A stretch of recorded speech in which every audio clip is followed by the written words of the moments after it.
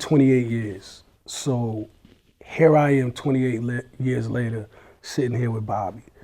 That was due to me, as y'all see my brand, never, never, never, never not working, man.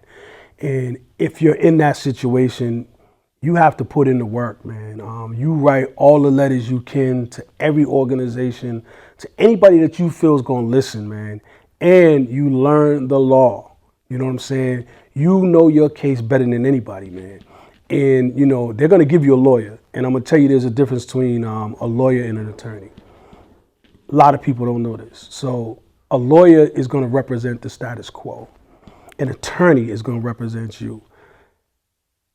Thank God I had attorneys. You know, I was stuck with some lawyers, but when you get an attorney and you know your case and you know the law, you know, they're going to know that they just can't tell you anything. So anyone that's you know, I know the guys inside won't be able to see this, but if you have if you're a family member of someone that's doing time for something they didn't do, I suggest you have them write the New England Innocence Project, CPCS Innocence Projects, and Boston College Innocence Project.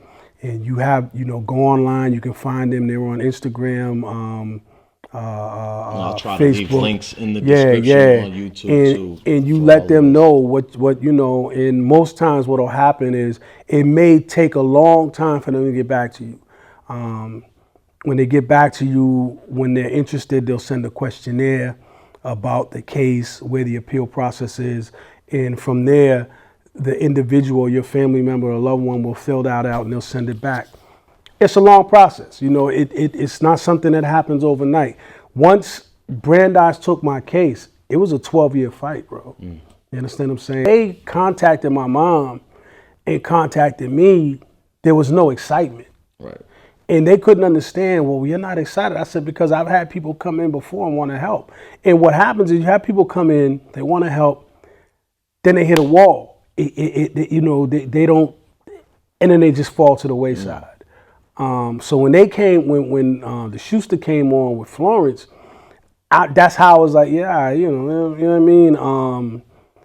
And it just turned out like they were just there, man. The students would come and visit me to get to know me. And it was funny because every time a student would come up, because they're looking at the case, but they don't know whether I'm innocent. When they went back, they would be like, yo, he's innocent. You know what I'm saying? And when someone believes in your innocence, they work, for me, I believe they just work extra hard. Right. And these students went, man. They went, man. And each one of them had their own task. You know what I'm saying? And that was good, man.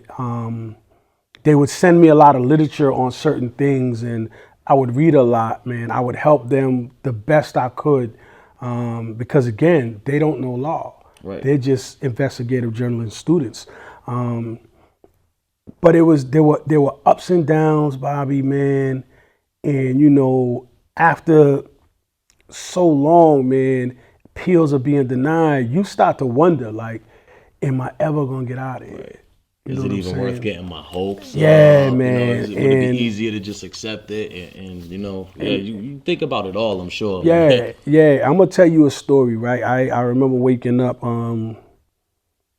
one time, man, about maybe 15 years ago, man, and might have been 13 to 15 years ago.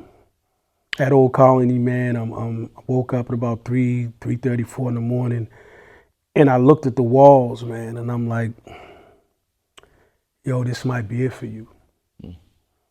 I said, there's gonna be people that you never see again as long as you're doing life in prison. Then I realized that I was gonna lose my mom and my pops. And because I was doing life, the DOC wasn't gonna let me go to the funeral. Right. I don't know if you've ever had a jawbreaker, and you know, it felt like there was a jawbreaker in my throat and I couldn't swallow, man. And it's like, you start now to prepare yourself for the loss of your mother. And understand, my mother was my best friend. Right. And the loss of your pops. And you start to get this hardening of the heart so that you are able to deal with it when they come. Like you're preparing yourself for that. Right. And that's where I was at one point, man. You know what I mean? And That's a scary place to be. it is. It is because you start to digress from going to the law library on a regular basis. You start to take on a certain mentality where, you know, I'm just living every day for every day, whatever's whatever. You know what I'm saying? And you go through that, man. I'm fortunate that I had a Sean Ellis, Droop, a Kevin Francis, man, that kept me pushing, man. These are other These are inmates other dudes, that are man. locked up. So my cousin Droop, he's home. Sean Ellis is home. Y'all already know Trial 4, man, on Netflix. And my man Kevin, man, kids, he's still there, still fighting. But these are brothers that kept me like pushing me, and Sean was instrumental in me learning a lot about the law as well. Bounce back, ain't got a moment when they see you down the